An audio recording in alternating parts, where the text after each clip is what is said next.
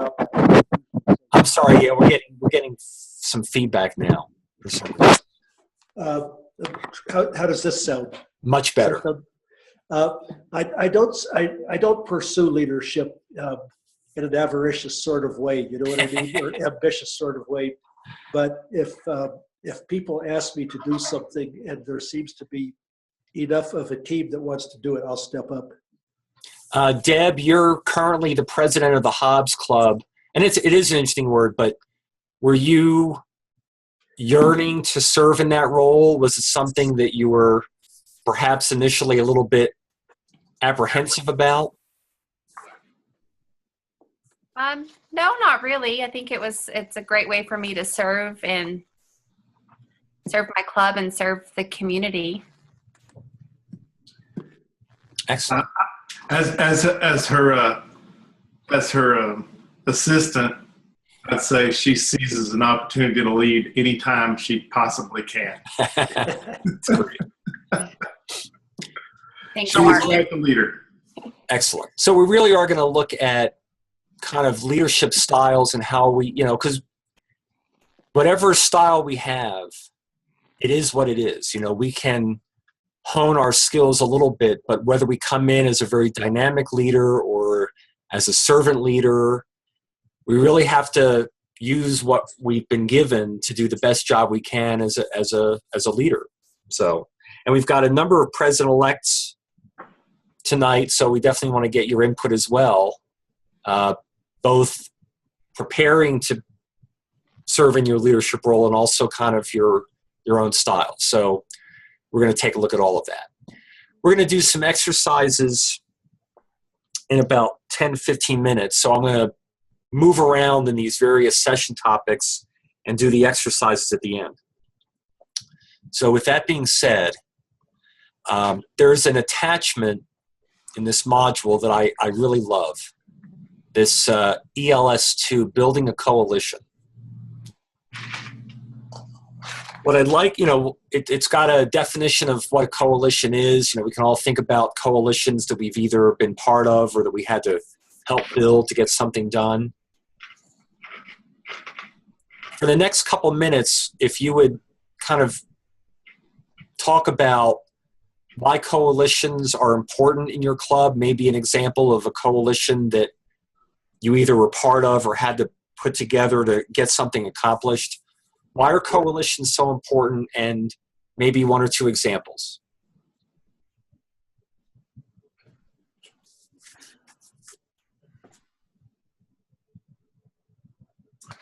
I'll jump in here.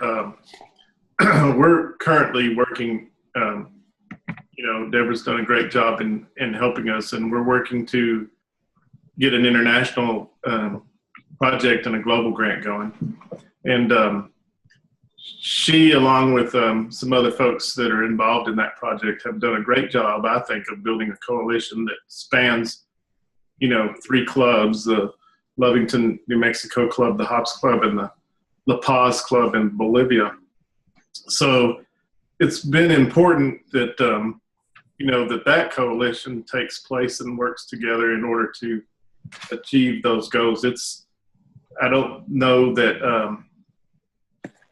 if I can speak for Deborah. I don't think anybody really knew what we were really getting into until we jumped into it.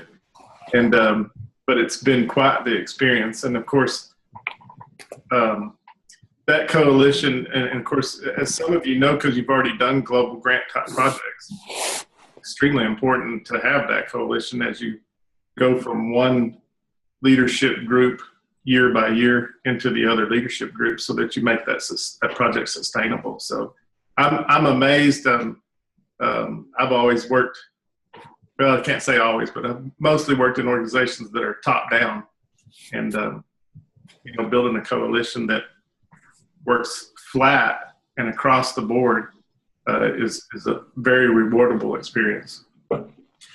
So in that example, not only was it a coalition within the club, but it was a coalition between clubs.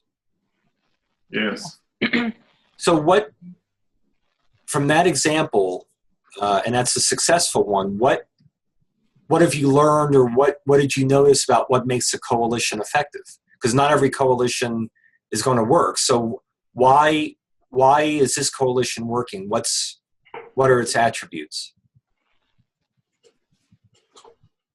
Well, you know, we haven't achieved our final goal yet, which is, you know, to improve education and literacy in Bolivia, and that's our main objective. And but we're getting closer each day, and you know, so I think as the coalition continues to evolve and work towards that goal, each person or each party, each person in that coalition is receiving what, you know, out of that process, what they're putting into it. So it's nice that you have a shared goal within your coalition, so that all the parties involved and all the stakeholders tend to see results and get the satisfaction of participating in that coalition. That's great. That's great. It comes up so often that we're a volunteer organization, and people are going to volunteer their time if they're passionate, if they're engaged, if they see the value of their time. So if you can make the case to these people, or if you can show them that they're going to get a valuable experience, they're much more likely going to participate and be very active. Well, I go can ahead, speak sorry. on that just real quickly. The reason I joined Rotary, my very first meeting as a guest was the presentation on this Bolivia project. And that right there sold me. And that gave me enough juice to get that going. And so that was, Mark just hit it on the head. How long did it take to build the coalition? Well, it's been a work in progress for about 3 years. Yeah. So another lesson learned is that they don't necessarily form overnight. It takes some time, especially if you're putting pieces together and trying to get everything set. It's not something that you just wake up one day and say, I'm going to build a coalition today. Sometimes it does take time. Mm-hmm. Sorry, I'm going to call on you in part because you joined us a little bit late in the last session, and we want to hear from you. What about coalitions in your club?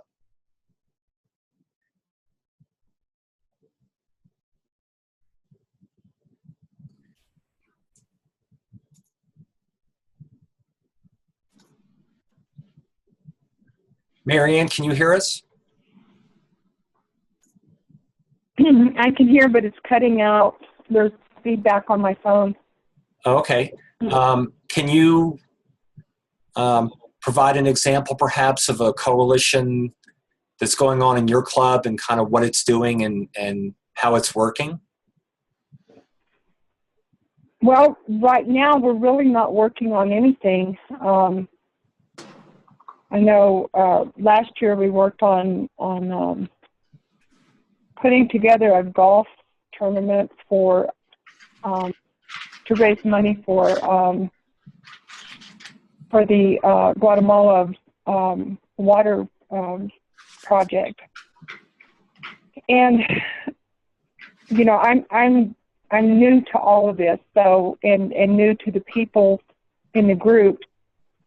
So I'm constantly learning about what Rotary does and learning about the members of the group.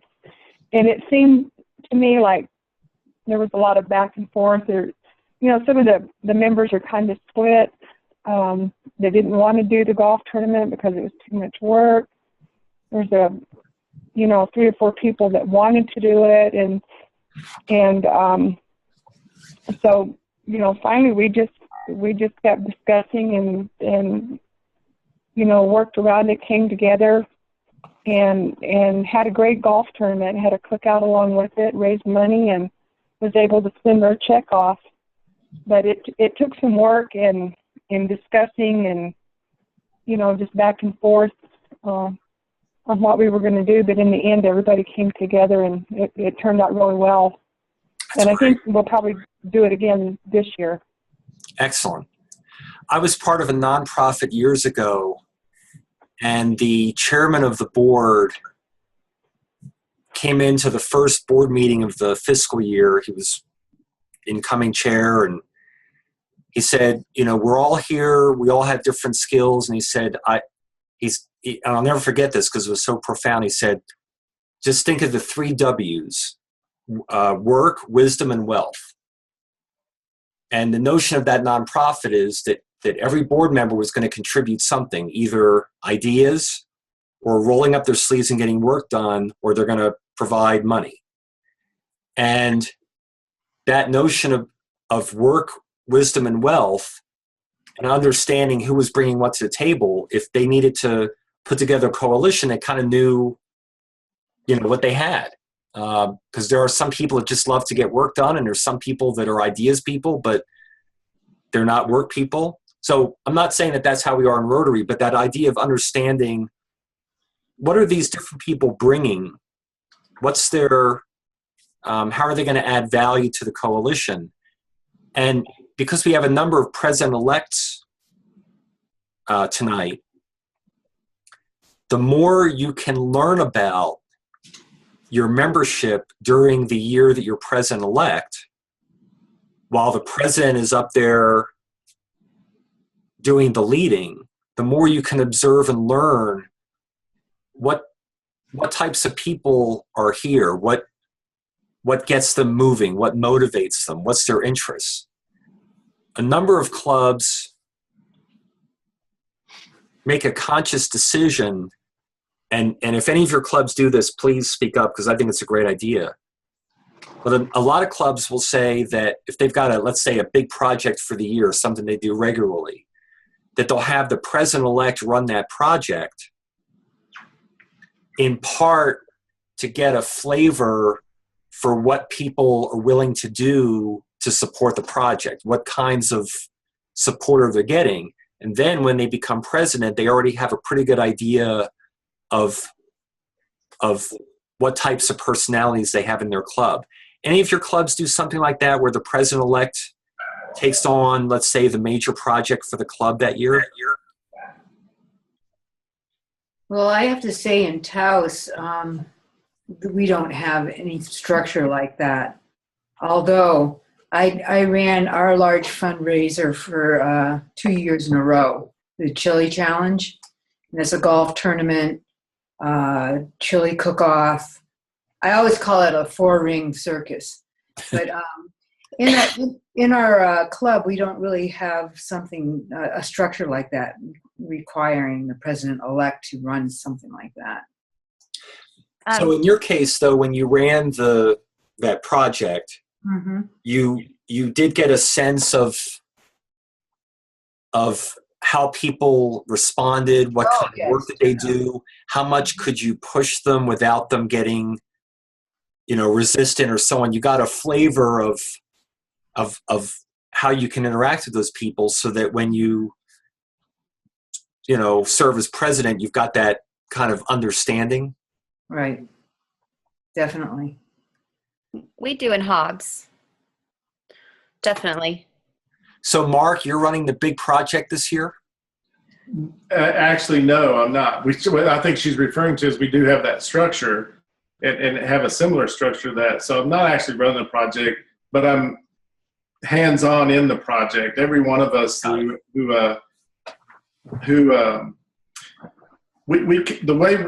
Deborah has done a great job of taking us from, and you probably heard me say this in previous RGA sessions, taking us from a lunch club to a more active club. So she kind of had a vision to do that. Yeah. She wrote me in to be the president-elect, and I'm so glad that she did. But anyway, she has set everything up to where I am actively participating in our projects, but I don't run them. But my job is to participate and observe, like you were saying earlier. Observe, right. observe, and learn from her. And then in our strategic plan that she started and I'm carrying forward is that we continue to do that same thing from president-elect to president-elect to president-elect, so that we have a long legacy of people coming in who already have a lot of their agenda set for them for the next year. And we don't just say, this is what your agenda is going to be. We kind of set it up to where they have an agenda to work off of. And if they want to add to it or delete from it, then they have that capability. So the model that Deb has set up for us is very exciting. And of course, it's another model that I think other Rotary clubs are already doing. But it's truly exciting for us today, tomorrow, and 5 years from now. Mark, how many members are there at the Hobbs Club? Amber, what are we at, 87, 89? No, we actually have been able to clean up our list, and we have it close to about 80. Okay, 80. Yeah, So we kind of struggled with our list lately. Mike and Clovis, as president-elect, so let's see, Gail is currently president. Is that correct? Yes, that's correct. Gail Tarson is our current president, and I'm president-elect. So this year, have you had the opportunity, whether it's through a project or not, to kind of get a flavor for what you can get out of people, what's going to motivate them, and all of that? Has this been a good learning year for you? I would say so, yes. Without a structured system in place for doing so. But Right. I've been on our board now for several years, and tried to learn as much as I could from each president. And then in particular, Gail and I get along just really well. And she will come to me and say, look, you need to write this down. And, this is what I ran into here or there. And, make note of this, and I'll be here to help you with it next year, kind of thing. So I think that's happening kind of naturally. What I'm hearing from the Hobbs Club is that we would benefit from having a system in place for that, and I would like to do that for my president-elect, is to expose him to leading projects and like you put it, getting a flavor for what people are willing to do. And it's especially helpful if the incoming president is not necessarily someone that's been in the club for a long time. They might have been in Rotary for a while, but maybe they transferred from another club and they don't really know the membership that well yet. So it's a nice way to kind of get them in a situation where they can really see how people respond. And in some cases, since you're having a chance to lead something and you're working with the membership, you may discover something about yourself and your own leadership style that you can work on over the course of the year, so that when you step in as president, you've got some additional things to consider about, maybe I think I was too assertive with them a couple months ago, so maybe I need to pull back a little bit and maybe try some more motivation or some other approach to get buy-in. So it's also an opportunity to get insight into your own style, rather than just stepping in one day and saying, here's the gavel, go lead the club. So, okay, what we want to do for the next couple of minutes is just do a little brainstorming. Can everyone see this little whiteboard that just says effective leadership strategies? Okay. Mhm. We just want to capture your thoughts, maybe from your own experience, and also for the facilitators, what do you find is really important in having an effective leadership strategy or an approach or a style? What are some of the things, other than building coalitions, that we need to be thinking about if we're going to be effective leaders? Vision. A vision. And can you elaborate on that for a minute or so? Sure. Like Mark kind of alluded to earlier, I have a vision of the project. What I have us working on is youth. We need youth. So my vision is to implement that, but I know it can't be done in 1 year. So my vision is the mission of, 3 or 4 years that it will take us to get that implemented. So I see what we need to be done years out, but I have, like long term is what I guess I'm saying. And that's so important, and yet we struggle sometimes because we're bringing in leadership every year. And every year, the leaders may have different things that they want to do or a different approach. So if you have a vision it's likely going to take more than 1 year, it's really important to make sure, or to do the best you can to make sure, that the people that are going to be taking over as leaders the next year or two buy into that same vision. Otherwise, it's going to go in a different direction, and that vision is not going to be realized. That is absolutely our goal. Yes, and that ties to the next thing, Jeff, which is a strategy. So in order to execute that vision, you need to have a strategy that lays out just what you were talking about and what Deborah has done, which is to involve the next tier of leadership and make sure that they are in tune with what your vision is, short and long term. So think about this scenario. I've seen it occasionally as a kind of an organizational development consultant. So let's say, Deb, you've got your vision, and Mark is identified as the president-elect. And you say, okay, Mark, here's my vision.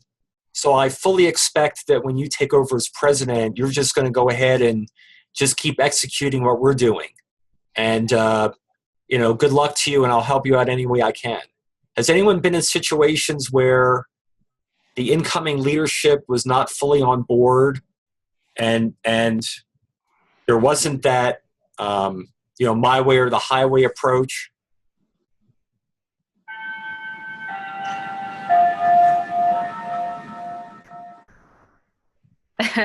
Yeah, I think that myself coming into this, I was in that same situation where the vision of the past president and my vision were not the same. Right. That was, it wasn't something that Mark and I discussed before he took in this role, but it was something that I knew he already had a passion in, and then he's actually took it upon himself to find the next president that has very similar vision. And we really push this around to our membership. So we are leading our membership and training our membership to know that this is where we're going in the next 5 to 10 years. This is where we're going. So we have to have our membership on board, but it takes more than just one voice and 1 year. And I recognize that. Right. And Jeff, I think that's true of a small club, a large club, or whatever. So, some of the more experienced clubs, Taos, for example, my gosh, I mean, you guys have done absolutely everything. I mean, you had an answer for everything. So obviously you have instilled a culture with it, and that's key too, Jeff, is culture. They've instilled a culture within their club that puts everybody on the same page, and I think that's important. Mike over in Clovis, I mean, that's going to be you and Gail it sounds like you are like Deborah and I. We're connected at the hip. So you're in tune with what Gail wants, and then you've got to carry that forward, and then your president-elect has to carry it forward. So from a leadership strategy standpoint, it's just a matter of succession planning, getting everybody on the same page, getting everybody towards the same goals, and those goals don't have to be precisely exact. Deborah's got an overall goal of bringing in youth, and because we have an older club and we need youth to keep our club going. I attended PETS last year with Deborah. Part of that vision and that strategy came from the fact that we were, one of our breakout sessions at PETS last year was talking about how our membership has changed within the United States and how we need to get more people and more youth into the organization in order to continue allow Rotary to continue in the same fashion that it has for, the last, 80 years or however old it is. I never can remember. So that vision that she has ties into pretty much kind of the vision of our leadership internationally and globally. So, we listened, that's for sure. Deborah listened, and I just followed her around like a puppy. So, So part of being an effective leader is to have a president-elect that follows you around like a puppy. there you go. I think you should put that on there. Remember, these are being recorded, so Oh, that's funny. what else in terms of, so this is, all of these first four are a little bit similar in that they're looking at kind of a longer term view, more of an organizational strategy. What about kind of your personal leadership approaches? What have you discovered seems to work well for Rotary clubs? This is Marianne. I think that I found that you have to have a willingness to work. Willingness to work. Can you elaborate on that for a minute?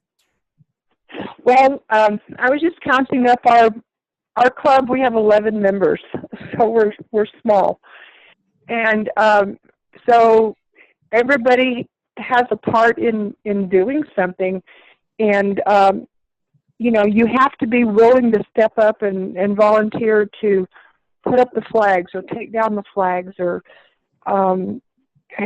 just bring speakers into the meetings, and everybody has to be willing to do something in order to to keep our club rolling along, and so that we don't get stale and lose what few members that we do have.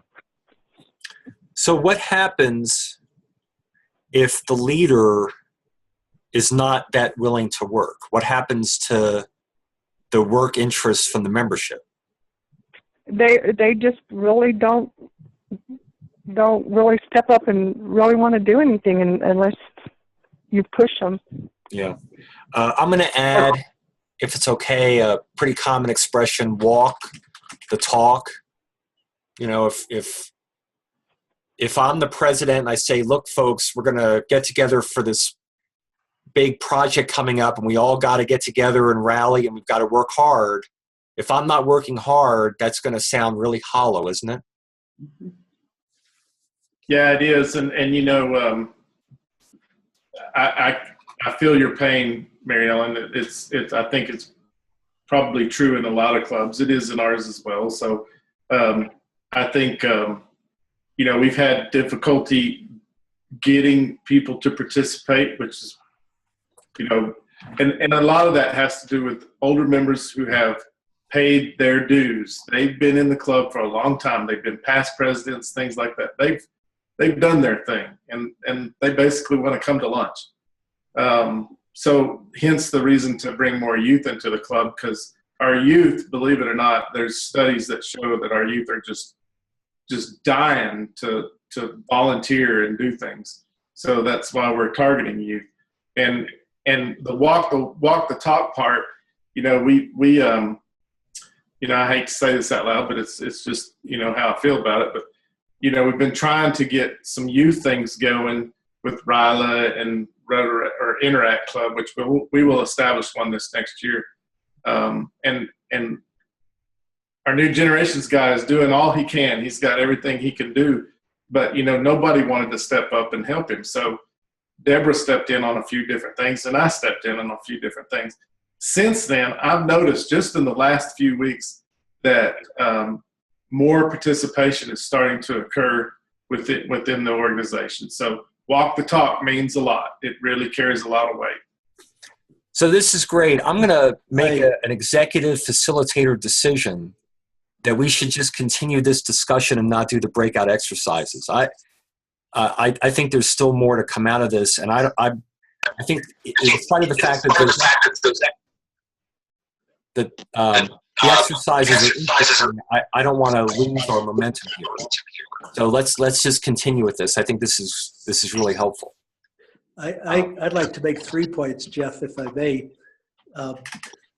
What is that the leader, I think a leader in a Rotary Club can't be top down.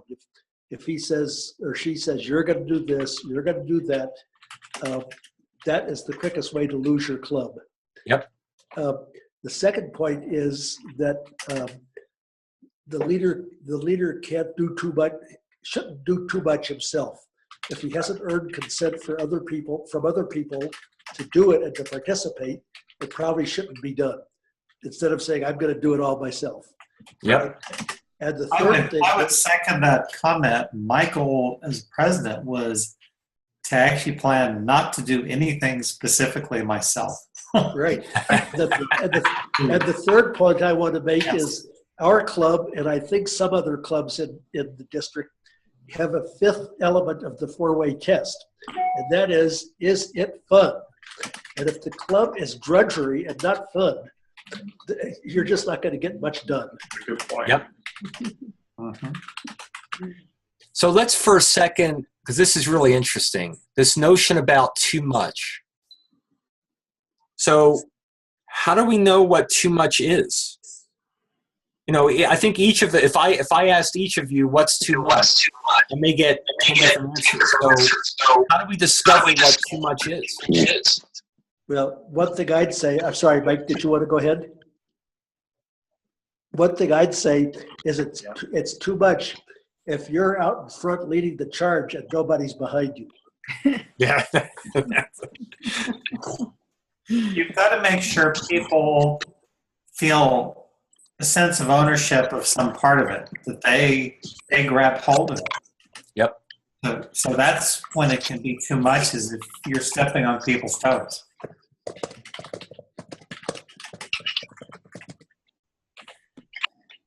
Yeah, and if the leader does too much, then people are not going to feel that ownership. In fact, my experience is that as soon as the leader starts doing too much, everyone just pulls back and says, well, I don't need to work. The leader's doing it. So there's just a tendency to just say, you know, thanks a lot. We really appreciate it. It's almost like people become spoiled when the leaders do too much. Is that valid? Oh, yeah. Yeah. They figure somebody else is going to do it. Yeah. Bruce can relate to this because he's in the club with me. When I was asked to serve as president-elect, I was still relatively new. And we have some CEOs in the club who are very established community leaders. And I thought, this is nuts. I mean, I'm going to be leading a group of people, including, you know, significant community leaders. That seems kind of backwards. And yet, when I was president-elect, I had, you know, like we were talking about, had a chance to observe and get a sense of how things were going. And a number of them came up to me because they could tell I was a little bit nervous. They said, don't be nervous. We asked you to be president for a reason. We think you're going to be a good leader. And even though we may be leaders in the community and in the business world, we will follow. And, you know, so, but that helped because I needed that kind of reassurance.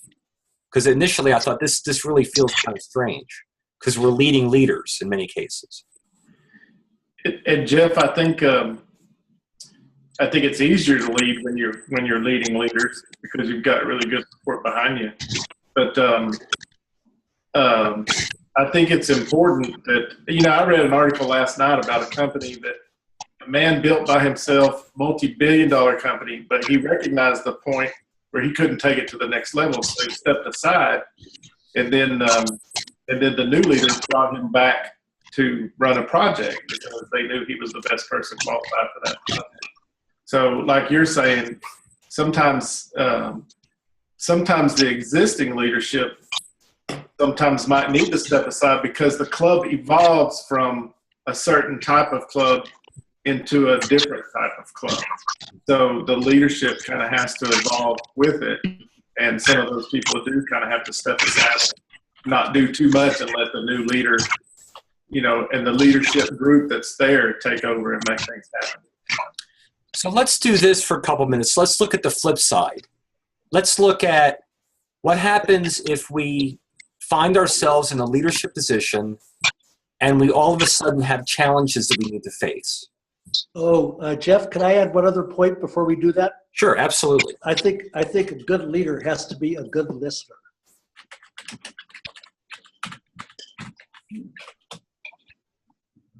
Absolutely. By the way, one of the challenges with this distance learning technology is that when we're all in person and we're making eye contact with each other and all of that, it's a little bit easier to listen. When we're using this technology, I'm only seeing 4 people and I've got this screen in front of me. So I actually have to pay more attention to what people are saying, which is actually a good thing. So in spite of the fact that technology is challenging sometimes, it really forces us to listen because we're not in the same room like we typically are when we're doing these kinds of sessions. So. All right, so we've got about 10 minutes left. Let's talk some about dealing with challenges. So again, we're in a leadership position. We're in our Rotary Club, and something happens that is a challenge. As an effective leader, how do we address challenges, or how do we deal with challenges in a leadership role?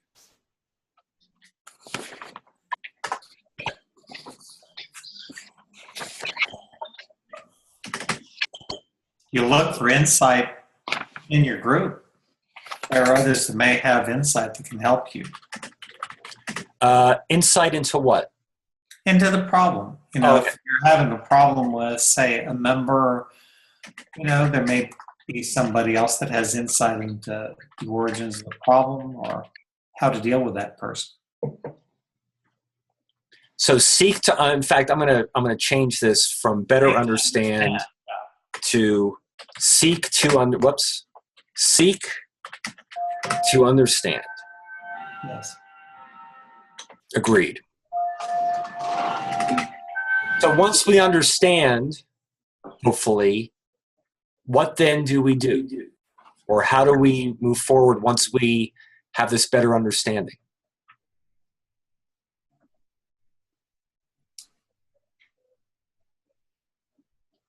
I'm going to ask, but without mentioning names or anything like that, Deb, have you dealt with any challenges this year? Deb? Yeah, Mark. Can Mark go off the screen?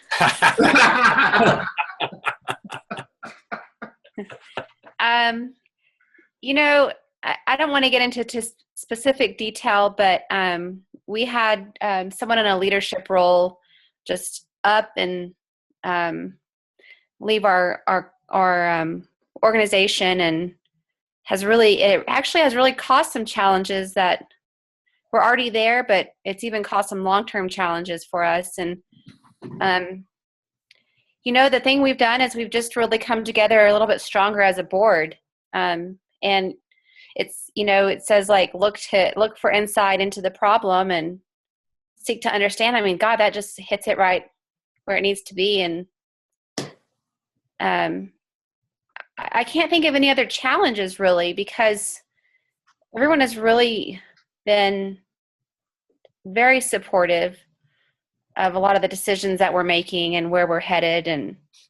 But you know, I'm still such a new member, you know, only 4 years into it, 5 years into it, that luckily I haven't had to have challenges, unless Mark can speak on my behalf. Can you think of anything, Mark? No, I mean, you've named the biggest challenge that we had this year. And, you know, I would say, I guess membership recruitments has been somewhat of a challenge, but we've addressed it, and we've got some ideas going forward. So we did number one. We looked for insight into that problem. We've seeking to understand that problem, and I think we've got a path to resolve that going forward. So, Leo, were you the president or the president-elect? I'm president-elect. Perfect. Okay. I can't look at my spreadsheet while I have this document up. One thing I'm gonna throw something in here, and then I'll explain it. As I was trying to listen to what you were saying, something came to me, and it's a little bit physiological.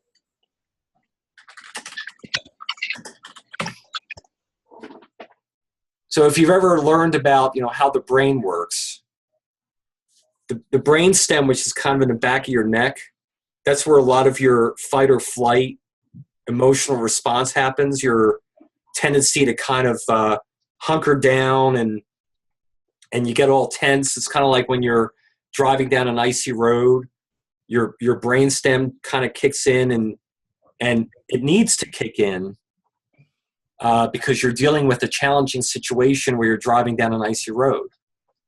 The reason I put this up here is that a lot of recent studies have suggested that if you're the type of person that easily gets into that fight or flight, in fact, they now call it fight, flight, or freeze.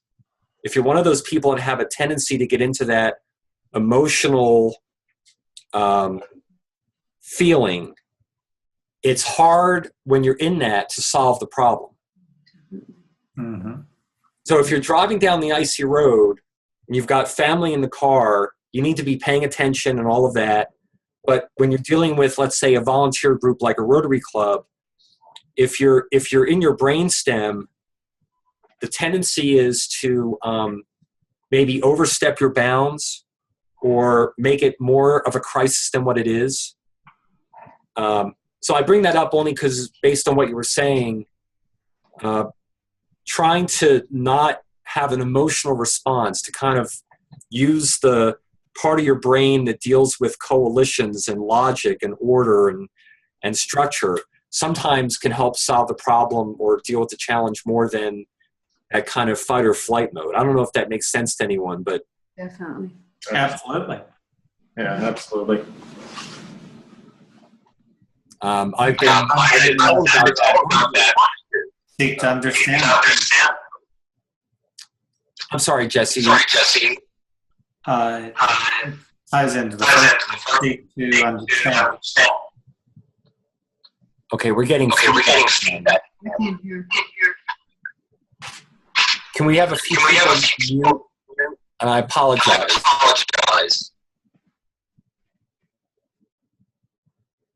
Okay, try again. Oh, I was just saying it ties into the first one. Look for insight. Seek to understand. Calm down. Don't just react. Yes.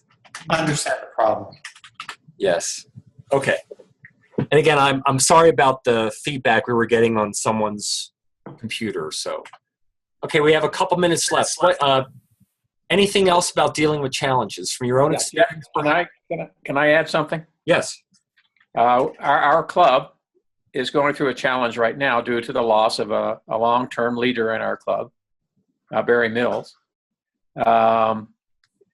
He was a kind of guy that would take charge of something and he would take care of every little detail about it.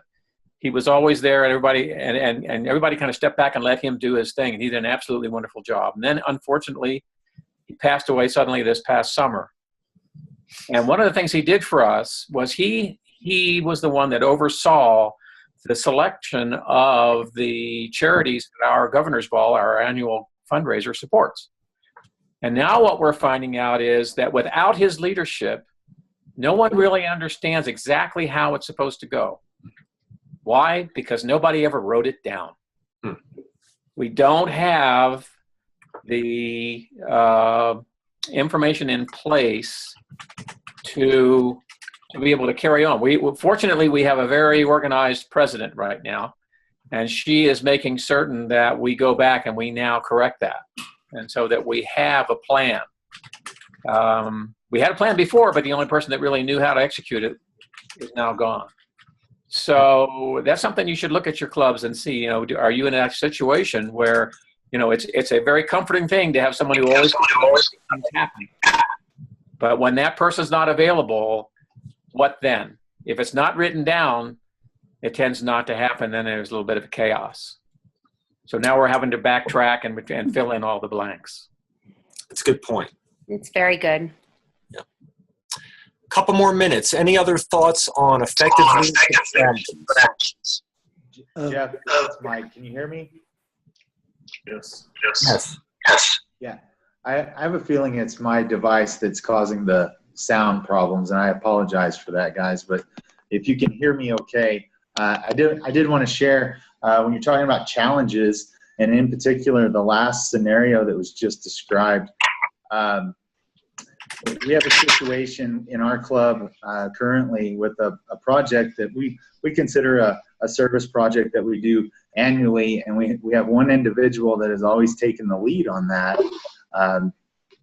And there's some of the younger, as the landscape of our club has changed and we have some younger members, it's not exclusive to younger members, but just some members that are looking at things a little differently. We're looking at trying to spin this service project into / a fundraiser, and looking for some new ways to do the same event, but do it bigger, do it better. But there's all this tiptoeing around the individual that is always taking care of it. And what's interesting, as I've gotten to know the individual that takes care of this project, there's really nothing to be afraid of. He would welcome the help, but there just has to be a way to visit with him and actually help him see how he can delegate some of the work.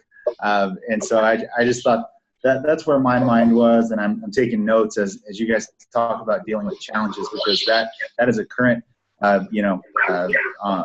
currently being discussed challenge at Clovis Rotary. We and I think your comment about the brainstem, I think out of fear that there would be hurt feelings, we've tiptoed around when really taking it on directly and taking an approach where we can all see a common goal and a mutual benefit, and help this guy learn to delegate. I think we can make a better project. That's great. Jeff, may I add a couple things? Go ahead, Yale. As long as I've been in our club, which is about 10 years, there's always been one or two or three people who, whenever anything is brought up, they'll say either, "I'll tell you why that won't work," or "We tried that in 2008," or "That's not the Rotary way." Wow. I don't know if anybody else has that problem, but we always have one or two people, and usually the same people. And I think in that situation, we just have to, the president or the leaders of the club just have to trust the whole club and make sure that everybody's heard and nobody shouts each other down. Our job is to facilitate communication. This is not Apple Computer where Steve Jobs runs the show, and so just what do other people think? I think that's really important. I added facilitate communication up in that top set there, because that seems to fit. One thing, and we'll close on this. As Bruce and Mike were talking, I either clearly heard or somewhat heard the notion about make sure there are backups. So, in our case, when this member died, we lost a lot of knowledge because we didn't have a backup. We didn't have other people who could step in and serve in that role if this person died or left the club or something. What's interesting is that up here at the top, when we were talking about more strategies, we were talking about succession planning, which is more of a strategic thought. Like, let's think about who's going to take over next year, and let's start to feed the next couple of years of leadership so that we can all be on the same page. So this succession planning is very forward-looking, it's kind of similar to saying making sure that we have backups, which is much more of a crisis management. We're dealing with an issue. Let's make sure we've got people back, in key backup positions just in case. So here's something where we have two reasons to make sure that we've got people in place. One is more of a long-term view, because those backups can ultimately take over those committees or those roles, but it also helps in the short term if, God forbid, something happens to someone. So there's an example where we have both a short-term and a long-term approach. So I think there's another aspect to what we're talking about here where we have one person totally dominating an area. There's also the danger that that person isn't really taking care of it, or even worse, could be abusing that role. I can think of 2 clubs that had executive secretary treasurers. One which became a problem because that person really wasn't getting things done. And another where literally this person started writing themselves a paycheck. wow, yeah. So there's another side to having a backup, somebody else looking at any given topic, especially the critical club function. Yeah. All right, folks, that was a great discussion. Again, I just felt like we were moving along and really having some momentum, and I didn't want to break it by doing an exercise. So it is 7:40. We're going to end this session. Do folks need a 5-minute break before we get into the foundation session?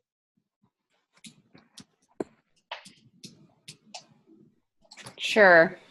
Okay, so let's take 5 minutes and we'll reconvene at 7:47 by our computer clocks.